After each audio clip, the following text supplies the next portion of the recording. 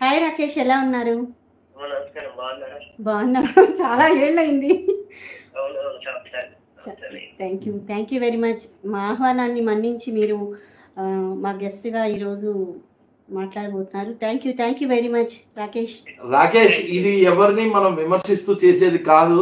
ఇది ఏంటంటే ఒక ఫ్యామిలీ ప్రోగ్రామ్, సరదాగా హ్యాపీగా నీ భాషలో చెప్పాలంటే చక్కగా నవ్వుకుంటూ, అసలు మామూలుగా అంటే ఎటువంటి సినిమాలు వస్తే బాగుంటుంది, ఏ విధంగా వస్తుంది, నీ ఇండివిజువల్ నీ ఒపీనియన్ చెప్పు. మామూలుగా అంటే సినిమా పరిశ్రమ యువత మీద ఎటువంటి ప్రభావం చూపిస్తుంది, సో దాంట్లో మనం తీసుకోవాల్సిన జాగ్రత్తలు ఏంటి, వీటి మీద నీ ఒపీనియన్ చెప్పు.